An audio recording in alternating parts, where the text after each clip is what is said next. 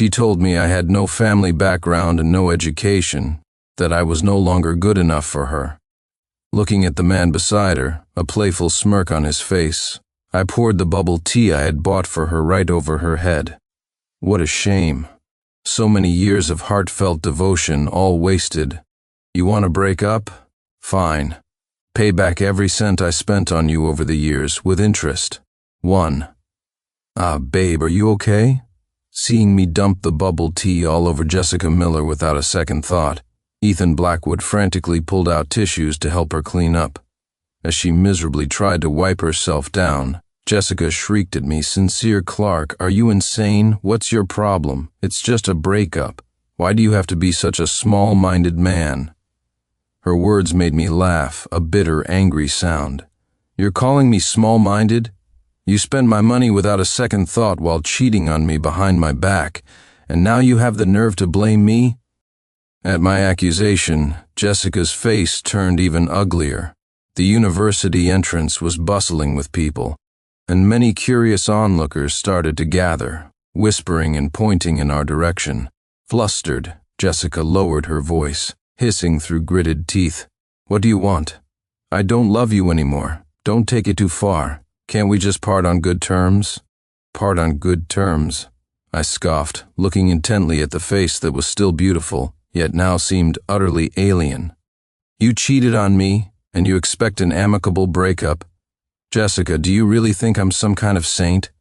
Jessica's expression soured. She stared at me, her voice sharp. "What cheating? Don't make it sound so nasty. Ethan and I are truly in love. You only have a bachelor's degree, and I'm a postgraduate student. We're not intellectually matched anymore. We have nothing in common. A breakup was inevitable." I almost burst out laughing. Did she really not know why I didn't go to grad school? Jessica and I were childhood sweethearts. We grew up together and got into the same university. After years of being by each other's side, our friendship blossomed into love, and we naturally became a couple. In college, my grades were always better than hers. I even secured a guaranteed spot in a graduate program. We had planned to go to grad school together, but then her family ran into trouble and could no longer afford her tuition. When she cried to me about her dreams, my heart softened. To support her, I chose to start working right after graduation, using my salary to fund her studies. I paid for her graduate school tuition and all her living expenses. I even gave her my debit card. Today was her graduation day. I had bought her favorite bubble tea and a bouquet of her favorite jasmine flowers, planning to surprise her at the university. But as I arrived at the gate, I saw her walking out of the hotel next to the campus, hand in hand with Ethan Blackwood, a classmate she often mentioned had been so helpful to her. When I confronted her, she simply said I had no education and no family background, that I wasn't good enough for the person she had become, and that she wanted to break up. Just like that, the years we'd spent in love and my dreams of marrying her became a complete joke. Jessica seemed to want to say more, but she swallowed her words. Leaning against Ethan, she looked at me wearily. "Well, it's come to this. It's true I've wronged you, but staying together would just be torture for both of us. Think about it. This is for the best. Besides, Ethan's family is from a much wealthier background than ours. Marrying him is the only way I can have the life I want. If you really love me, would you have the heart to watch me struggle with you?" With that, she took Ethan's hand and started to leave. "Wait," I called out to her. Meeting her impatient gaze, I said calmly, "A breakup is fine, but first, pay back all the money I spent putting you through grad school, with interest. I'll send you a detailed list of expenses." Jessica froze. I looked at her, my voice laced with patience. "What, is there a problem?" She bit her lip and shook her head, then looked pleadingly at Ethan. Ethan shot me a disdainful look and waved his hand dismissively. "Is it just a bit of money? I'll pay it back for my girlfriend. Now get lost, you poor bastard." 2. Seriously, bro, you're just letting her off that easily? My best friend Sean Davis slammed his glass on the table after hearing my story, his face filled with righteous anger. What else could I do? After all these years together, Seeing her true colors is a kind of liberation for me, I guess. I sighed, downing my drink in one gulp. Sean just snorted and proceeded to curse out Jessica and Ethan for a few more minutes before calming down. He nudged me with his elbow. Mr. Harrison was going to promote you and give you a raise after you closed a few more deals, but you turned it down because you said you needed time off for your girlfriend's graduation trip. Now that you've broken up, you better grab that opportunity. Absolutely, I said. Love is gone. Time to focus on my career. My life slowly got back on track. The first few days after the breakup were hell. I needed sleeping pills just to get through the nights. But once I pushed through that, my spirit returned. The work piling up on my desk wouldn't allow me to wallow in self-pity anyway. Jessica paid me back as promised. After sending the money, she couldn't resist sending a barrage of messages. See this? Ethan gave it to me. He didn't even blink an eye. This little bit of cash is more than you'll make in years, right? They say marriage is a woman's second chance. Only by choosing Ethan can I be truly happy. It's better than being stuck with a poor schmuck like you for the rest of my life. This is the difference between people. You need to learn to accept your fate. I read the messages, didn't reply, calmly accepted the money transfer, and then blocked and deleted her number. It was about 30,000. She rounded it up. Nice of her. When my mom, Mrs. Clark, found out about the breakup, she sighed for a bit, then told me to look forward. She sent me the contact information for an old colleague's daughter, saying she had just graduated and was working in the same city, and that I should get to know her. Still raw from the betrayal, I had no interest in starting a new relationship, so I never added the contact. A few days later, my team leader, Mr. Harrison, called me into his office. He pointed to a tall, beautiful girl with her hair in a bun. Mr. Clark, this is a new member of our team. You young people should have more in common, so I'd like you to show her the ropes. Seeing I had no objections, Mr. Harrison turned to the girl. Victoria Ashwood, this is the best employee in our group. Learn from him and I'm sure you'll do very well. Victoria Ashwood smiled warmly at me. Then I'll be in your care, Mr. Clark. We exchanged contact information. When I saw her quirky, familiar-looking profile picture, my mouth twitched. I quickly opened the chat with my mom. Mom, that colleague's daughter you mentioned, what's her name? She replied almost instantly. I forget. I think her last name is Ashwood. Victoria. Oh right, Victoria Ashwood. It's a small world indeed. When Sean heard about it, he shook my shoulders excitedly. What is this? This is fate, Sincere boy. Seize the opportunity, win over this top-tier beauty, and rub it in their faces. Sorry, I've sworn off love for now, not interested in getting my heart broken again, I said, pushing his hands away with a look of pure indifference. Sworn off love, my ass Sincere boy. Be honest, you're just heartbroken and scared to try again, aren't you? Tell your bro all about it. I'll help you through this. I just stared at him. Victoria and I were assigned a project together. By the time we finished, it was already late into the evening. Working with her, I truly saw her strengths. She was methodical and thoughtful, and her ideas were always fresh and insightful. With her help, our work efficiency skyrocketed, and she gave me a whole new perspective on my job. Anyone else would have been stuck at the office much later. To thank her, I invited her to dinner, and she happily accepted. Though young, Victoria was incredibly considerate, always mindful of others. When ordering, she made sure to ask about my dietary restrictions and preferences. I hadn't been around many women, but she was completely different from Jessica, who had a princess complex and expected to be waited on. Being with Victoria was just comfortable. 3. As we were enjoying our conversation, a shocked voice called out from behind me. Sincere Clark? I frowned and turned to see Jessica Miller clinging to Ethan's arm. She was glaring at Victoria and me. Her expression turned foul, especially when she saw Victoria's stunningly beautiful face. So much for being heartbroken. You found a new girlfriend pretty quickly, didn't you? She sneered, her tone dripping with the satisfaction of someone who thought they'd caught a cheater. I was not amused. What does that have to do with you? You?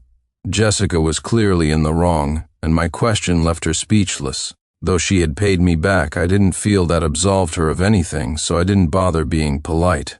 Besides, I'd heard from mutual friends that she had been secretly blocking me from her social media posts while showing off couple photos with Ethan, long before we officially broke up. The thought of it still made me sick. Jessica shot a hateful glare at the innocent-looking Victoria, then turned back to me. Sincere, after all our years together, I feel I should warn you. She's so flashy, she's obviously not a good woman. Don't let her fool you. I laughed at that. A top-tier beauty like her, with a good family background to boot, what could she possibly fool me out of? My money for her education only to cheat on me with another man while she was still in school? My words struck a nerve. Jessica's face turned red with anger, her finger trembling as she pointed at me, unable to form a sentence. That's enough, Jessica, you're my girlfriend now. Why do you still care so much about him? Ethan snapped, frowning with displeasure. That brought Jessica back to her senses. Realizing she'd paid me too much attention and upset Ethan, she quickly turned to him to explain. Seeing the drama unfold, Victoria seemed amused. She said in a soft, playful voice, "Brother Sincere, this is delicious, you should try some." She then placed a piece of food on my plate. Amidst the sounds of Jessica and Ethan's bickering, I happily ate the food. After the two of them finally left in a huff, I turned to Victoria apologetically. "I'm sorry about that. My ex's words were pretty nasty. You got dragged into it." Victoria just smiled graciously. "It's fine." She was indirectly admitting that I'm beautiful, wasn't she? She said, giving me a playful wink. My heart skipped a beat. When we left the restaurant, we saw Jessica and Ethan still arguing outside. Ethan's patience with her had clearly worn thin. At some point in the argument, he pulled out his wallet, yanked out a wad of cash, and threw it at her. "So this is how rich people date," Victoria quipped with a smile. We didn't linger and walked away. Over the next few days, Victoria and I pushed forward, completing a whole month's worth of business for the company in one go. Our achievement caught the attention of upper management, and even the CEO praised us during a company-wide meeting. Victoria became more and more proficient at her job, picking things up instantly. She was socially adept too. Naturally, she started attracting the attention of all the single men in the office who began trying to win her over. But Victoria politely and distantly turned them all down. When I asked her about it, she just smiled and said, "My 20s are for building a career, not for getting caught up in romance." I couldn't agree more and gave her a silent thumbs up. 4. That evening, I dragged my exhausted body back to my apartment. As I stepped out of the elevator, I saw two figures waiting at my door. I cautiously approached and saw it was Jessica and her mother, Linda Miller. The moment Linda saw me, she lunged forward, grabbed my shirt, and started wailing. "You son of a bitch, I trusted you with my daughter, and you got her pregnant and then told her to get an abortion because you don't want to take responsibility. Are you even human?" Her words left my mind reeling. Jessica and I had been broken up for ages. How could she be pregnant with my child? Then I saw Jessica's pleading eyes, and I understood everything. She was pregnant with Ethan's child. He didn't want it and told her to get rid of it. Her mother found out and was now demanding justice for her. But Jessica didn't want her mom going after Ethan, so she pinned the baby on me. Realizing this, I ignored Jessica's desperate look and shoved Linda's hands off me. "The baby isn't mine. You've got the wrong guy." "Oh, so you're still denying it? Let me tell you, if you don't give me an answer today, I'll go to your office tomorrow, make a scene. I'll let all your colleagues know what a scumbag you really are." As her voice grew more hysterical, I cut her off loudly. "Jessica and I broke up a long time ago. She cheated on me and found another man. If you want to know who the father is, I'm happy to cooperate with a paternity test." I stared directly at Jessica as I said it. Linda froze. Jessica's face went white. As her mother turned to question her, she stammered for a moment before bursting into tears. Seeing her reaction, Linda understood. Her face hardened as she grabbed Jessica, demanding to know who the real father was. I ignored them both, went inside, and called building security to have them removed. Half a month later, on a particularly hectic day, I was swamped with work from the moment I arrived at the office. Mr. Harrison needed a proposal submitted by the end of the day. Victoria said she had a light schedule and offered to help me organize everything. By the time we finished, the sky outside was dark. We were the only two left in the entire office. "Let's go. Dinner's on me," I said, turning to Victoria after emailing the proposal to my supervisor. She smiled and agreed, grabbing her bag to follow me out. But as we took the elevator down, it suddenly lurched to a stop. What do we do? Victoria, for the first time, looked panicked. She grabbed my arm, her face pale. "It's okay," I reassured her. "This building is old, so elevator problems are bound to happen. Let me see if I can get a signal." I moved around, trying to find a bar of service on my phone. After a few tries, I found a single bar in one corner of the elevator. Seeing how nervous Victoria was, I threw my dignity to the wind, got on the floor with my rear in the air, placed my phone in the corner, and after several attempts, the call finally went through. "Hello? Yes, we're trapped in an elevator. The address is... Please send someone quickly." When I stood up after the call, Victoria burst out laughing. Seeing my confused look, she waved her hand. "It's nothing, it's just... The way you were positioned on the floor just now was hilarious, haha." I just stared at her. 5. Thanks to the repairman's efforts, we were finally freed from the elevator.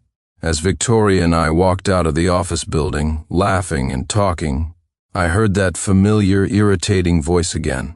Sincere. I knew who it was without even looking. I ignored her and kept walking, pulling Victoria along, trying to shake off the pest behind us. But Jessica didn't give up. She chased after us like a ghost and grabbed my shirt. "Sincere, wait." Forced to stop, I turned to her, my annoyance practically spilling out of my eyes. "Didn't we break up? Can you please stop bothering me?" Tears welled up in Jessica's eyes. She shook her head. "Sincere, I'm so miserable. Please don't be so harsh with me." Her words only irritated me more. "What does that have to do with me? You made your choice, I didn't force you. Why can't we just part on good terms like you wanted? Why do you have to keep bothering me? Will this ever end?" But Jessica seemed to not hear me, continuing her monologue. "My mom went to see Ethan and demanded he take responsibility for me. But the Blackwoods looked down on me. His mother says my family isn't good enough for him and told him to break up with me. Ethan has changed too. He used to be so good to me, but this time he agreed with his mom. I don't know what to do. I've realized you were the only one who was ever truly good to me. I had no choice. I got an abortion." "Oh," was all I could say, my voice flat. "Are you done? If you're done, let go of me. I have to go." Hearing my indifference, Jessica grew bolder. She threw her arms around me, sobbing. "Sincere, let's get back together. We have so many years of history. I know you can't let go of me either. Think of all the sweet memories we had. Can't we start over?" At that, I pushed her away, a cold laugh escaping my lips. "Sweet memories? I'm sorry, all I can remember is you waking me up in the middle of the night craving watermelon, and after I drove halfway across the city to get it for you, you gave it to some senior student to impress him. Or the time you threw a birthday party and didn't even invite me so you could maintain your single image for your classmates. Or how you used my debit card to play the rich benefactor for some junior student. I gritted my teeth and forgave you for all of that because I loved you back then. Love makes you blind, but a man can't stay blind forever. Stop bothering me. I don't love you anymore." Yes, I had once bent over backward for her, but she never cherished my heart, only trampled on my feelings. This time I was choosing to let myself go, to not be soft on her ever again. Hearing my words, Jessica didn't look ashamed. Instead, she brightened. "Sincere, you still remember all those things. You're still jealous, aren't you? You still have feelings for me. I promise I'll be more careful from now on. I won't do those things again. Can you please give me another chance?" As she spoke, a blush crept up her cheeks. She moved closer, trying to hug me again. This time I dodged her. I looked at her with disgust.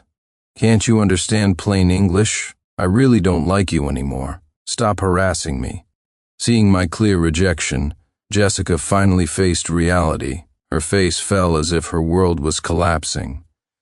She took a small step back, her disappointed gaze sweeping past me and landing on Victoria, who was watching the show from the side.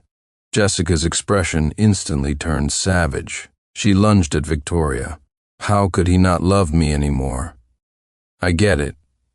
It's you. You're the vixen who seduced him away from me." I was shocked by her crazed actions. By the time I reacted to stop her, it was too late. She was already upon Victoria. I thought Victoria would be hurt, but she effortlessly deflected the attack and smoothly took Jessica down to the ground. Seeing my stunned expression, Victoria flexed her fist. "What can I say? I've had training." I gave her an apologetic smile, then walked over to Jessica and looked down at her. "I'll say it again, Jessica. Let's part on good terms. Stop chasing me. It's impossible between us. Stop wasting your energy on me." Without another word, I took Victoria's hand and left. Jessica sat on the ground, muttering to herself, "Impossible. It's not supposed to be like this. You loved me so much. How could you not love me anymore?" People don't always learn to cherish what they've lost, but they certainly do after they've been knocked down. Jessica hit a wall with Ethan, which made her remember how good I was. Now she wanted to come back and continue enjoying my devotion. But she forgot that no one waits around forever. People have to move on. "Sorry for dragging you into trouble again," I said to Victoria. She shook her head. "I'm fine, but having an ex like that must be exhausting." I just smiled without saying anything. 6. A month later, our supervisor landed a huge deal and sent Victoria and me out to pick a gift for the client. We heard the client was a wine enthusiast, so we decided to buy a couple of nice bottles. When we arrived at the store, we saw Jessica and Ethan were also there, apparently in the middle of a heated argument. Jessica was crying as she yelled, "Everyone in my family knows I'm married into a wealthy family. Are you really going to serve such cheap wine at our wedding banquet? You're embarrassing me." Ethan's face was dark, and he refused to back down. "What's wrong with this wine? Is it cheap? Your father probably never gets to drink wine this expensive. My family has already spent a fortune on this wedding. I'm stuck between you and my parents, and it's not easy. Can't you be more understanding?" His words only made Jessica's voice shriller. "You know damn well you're just phoning it in. We're getting married, and this is how you treat me. Do you even have a heart? And don't even get me started on your mother. Could she be any more obvious about how much she looks down on me?" Smack. Ethan slapped her across the face. "Shut up," he snarled. "You should be grateful I'm marrying you. You're marrying up, you know that? And you still have so many complaints. If you don't like it, don't marry me at that." Jessica fell silent, holding her cheek. Victoria and I exchanged a look and quietly moved to another store. "I thought she came to you last time because she'd broken up with that guy." "I can't believe they're still together," Victoria remarked on our way back. I didn't say anything. She gave me a light pat on the arm. "Your ex-girlfriend is getting married. Are you really over her?" I looked at her, exasperated. "It's been so long. What do you think?" Victoria giggled. After a moment, looking at the sycamore leaf-strewn path ahead, she asked, "So, are you considering starting a new relationship?" I was about to say no, but then I looked down and saw Victoria's sparkling eyes. The words caught in my throat. Instead, a phrase I hadn't intended to say slipped out. "We'll see." Back at the office, I threw myself into my work with renewed vigor. Sean started calling me a real go-getter. "Buddy, making money is important, but don't work yourself to death." "I'm worried about you," he said. I gave him a tired smile. Don't worry, I won't die. My 20s are the time to hustle. If I work hard and buy an apartment, then one of the thousands of lights in this city will be mine. Sean patted my shoulder. Then go for it. My efforts paid off. Seeing my relentless work ethic, my superiors were pleased and promoted me several times. My salary quickly doubled. I became the fastest rising employee in the company and was transferred to a different department. When I left, my old colleagues threw a farewell party for me. After a few drinks, my head was spinning, so I went outside for some fresh air. Victoria followed me out. What are you thinking about? You got a promotion and a raise, why so glum? She asked, leaning on the railing beside me and gazing into the distance. I'm not unhappy, just a little lost all of a sudden. No being lost. Don't you have an apartment to buy? Her words caught me off guard, and then I smiled. I've saved up almost enough. I'm planning to go look at some places soon. Want to come? You could give me your opinion. Victoria smiled back. In what capacity would I be coming with you? Surely not just as a regular friend. What capacity do you want it to be? My question seemed to surprise her. She looked at me seriously for a long moment, before her voice came out, a little hoarse. As your girlfriend, what do you think? The faint scent of her shampoo drifted toward me, and my heart was thrown into turmoil. When I didn't answer, Victoria didn't seem discouraged. She took a step closer, a smile playing on her lips. I've known you for a long time, you know, huh? Now I was completely stunned. Although her mother and mine were old colleagues, I had no memory of her. I had no idea how she could have known me from before. When you were a high school senior, I was a freshman. One day on the way home from school, some thugs were harassing me and you stepped in to help. I know the hero saving the damsel in distress's story is cliché, but I really did start paying attention to you after that. I followed you from a distance for a long time, but there was already another girl by your side, and I didn't want to disturb your happiness. I waited until you finally broke up with her to take my chance. The night air was warm, and my face grew hot. Looking into Victoria's clear eyes, I couldn't bring myself to say no. After a long silence, I opened my mouth and said, "Okay, what did you say?" Victoria's voice was filled with excitement as she grabbed my hand. I looked down at our intertwined hands, my face growing even hotter, but I didn't pull away. I looked at her and nodded seriously. A girl shouldn't have to be the one to confess. That's my failure. I like you, Victoria. Let's be together. Don't overthink it, just follow your heart. And my heart was telling me it was falling for her. 7. I took Victoria to look at apartments. She fell in love with a condo overlooking the river, where you could see the water from the floor-to-ceiling windows. We could sit on the balcony at night, have a drink, and look at the river view. How amazing would that be? I smiled and agreed. After calculating my savings and getting a little help from my parents, I finally bought our home. From then on, among the thousands of city lights, one of them was finally mine. A few months later, after the renovations were complete, Victoria and I moved into our new home. Somehow, Jessica found out where we lived and came looking for me again. Seeing her crouching downstairs, I felt a wave of irritation.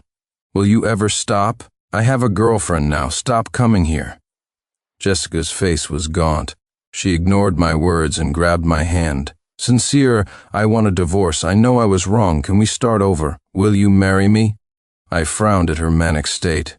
She wiped away her tears and continued, I've thought it all through. You're the one who's most suitable for me. I've regretted breaking up with you every single day. I can't live without you. Please, give me another chance. Let's get back together.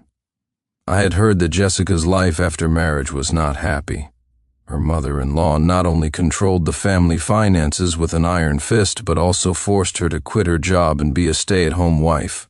Although she had married into a rich family, the Blackwoods all looked down on her, and she saw little benefit from it. Moreover, Ethan didn't change his ways after getting married. He shamelessly saw other women, and the stress of it caused Jessica, who was pregnant again, to have a miscarriage. And now she was back for me. Did I really look like such a pushover? "Excuse me, could you move? You're blocking my girlfriend's way." As she stared at me in disbelief, I walked around her to Victoria, who had just returned, and took the shopping bags from her hands.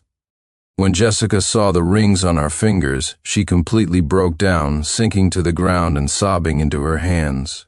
Victoria gave her a sympathetic look, then took my hand and led me upstairs.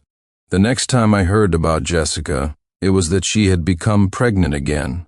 Unfortunately, she gave birth to a girl, and her sexist mother-in-law belittled and blamed her for it, leading to postpartum depression. After catching Ethan on a date with another woman one more time, she snapped. She grabbed a chair and smashed it over his head, leaving him in a vegetative state. Ethan would spend the rest of his life in a hospital bed. Due to her mental instability, Jessica avoided prison, but the Blackwood family sent her back to her parents. A year later, Victoria and I went back to our hometown for our wedding, inviting all our friends and family. Jessica's parents, relying on their past acquaintance, showed up uninvited. It was clear they hadn't gotten anything out of the Blackwood family. They were both radiating resentment. When they heard my family had paid Victoria a sky-high dowry and bought an expensive house, their bitterness reached its peak. Linda Miller looked us up and down and said snidely, "She's not even as pretty as our Jessica." I really don't know what Sincere was thinking, leaving our Jessica to marry this piece of goods. My face immediately darkened. If you're here to offer your blessings, you're welcome. But if you're here to cause trouble, you can leave now. You know exactly what happened between Jessica and me. Don't force me to embarrass you on my wedding day. My word shut them up. A few minutes later, Sean and a couple of other groomsmen escorted them out. Amidst the cheers and blessings of our loved ones, Victoria and I walked down the aisle and into our new life together.